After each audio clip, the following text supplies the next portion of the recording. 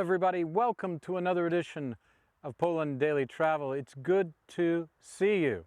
It's a muggy day here in the very westernmost part of Poland, near the village of Cedynia, where a battle that we know took place may or may not have taken place near here. It was a long time ago and the land has changed a bit. Trees grow, trees get knocked down, fields are planted and harvested, and all that sort of thing. So, we know the battle took place, the Battle of Cedynia, but we don't know exactly where. It's not the first time I've heard that in studying historical battlegrounds.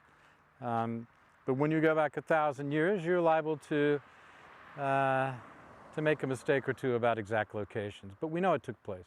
And what happened was, Mieszko, the first ruler of Poland, was trying to consolidate his grip on these lands, these western lands of what is now Pomerania, this rich farmland, many lakes, a fantastic place to live and flourish, not only now, but certainly in the ancient times.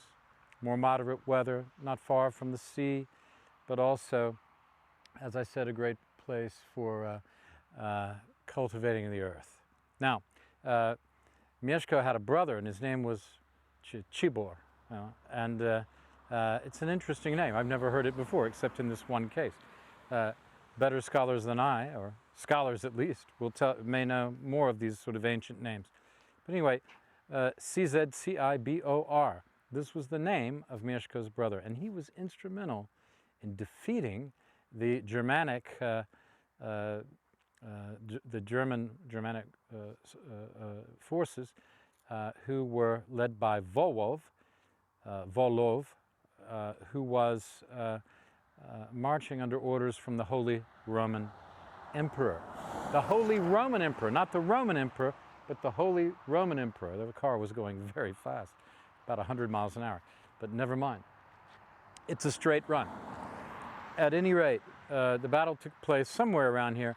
And why is it important? Because it solidified Poland as a viable state, as a viable kingdom, as the beginning of something that could be defended by arms and eventually by right of possession.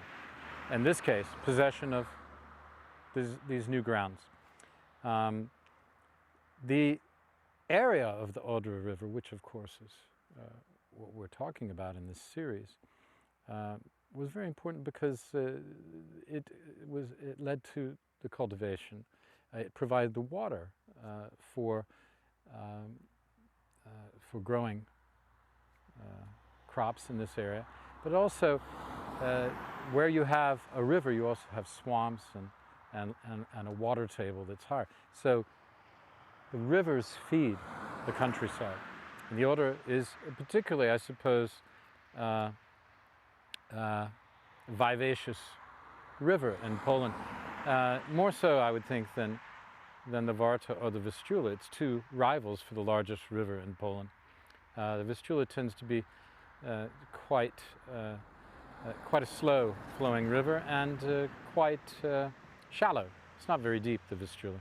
And the Oder seems to be more of have more of a faster current. I don't know if it's true. I'm just guessing by looking at it. And I don't know, but it seems true. Certainly provides a good border, and a border that has been contested, as you know, over centuries. Starting in 972, when the Polish tribes defended this area against the Germans. Now, if you want to, you can walk up this hill and get a view out over the countryside. But we just did that in town in Cedynia in the last episode. So I don't see any point to do it again, especially if we're not sure this is where the actual battle took place. All right, so watch the trailer and we'll be back right after this.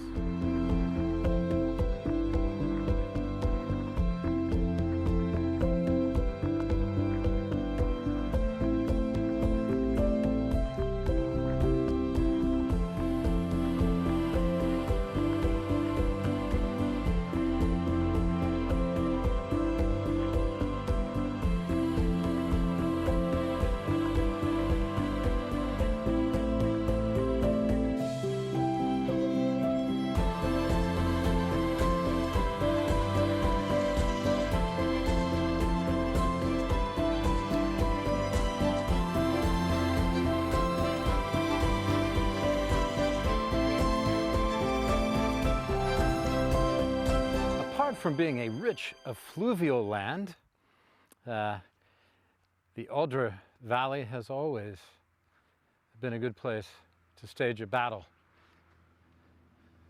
from one end right to the other.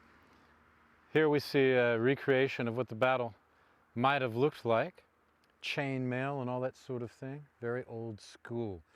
Imagine the sort of stuff the knights were wearing, or the soldiers were wearing against the Vikings. That's the sort of time. This is the time when the Vikings are at their heyday. Absolutely. Raiding England and northern France and down to the Mediterranean, through Kiev, down the Dnieper to the Black Sea. The Vikings were everywhere. This behind me is what a fortress of the time, 1,000 years ago, might have looked like. A frontier fortress, not more like a stockade, what they called a stockade in the 17th and 18th centuries, in the New World. This looks more like a New World fort, but it's very much Old World, and the technology is very simple, because who had time to build a castle when you just captured a new area? You would throw up one of these palisades, a tower, and at least you had something to stop arrows and to keep the other people out while you could rally the troops, get them ready, and then meet them on the battlefield. At least they wouldn't get you in your sleep, so to speak. Right. So that's our basics on the Battle of Cedynia and on life in 972 and thereabouts. Thanks for watching this episode from Cedynia on the western part of Pomerania, near the Odra River. I'm Will Richardson. See you tomorrow night.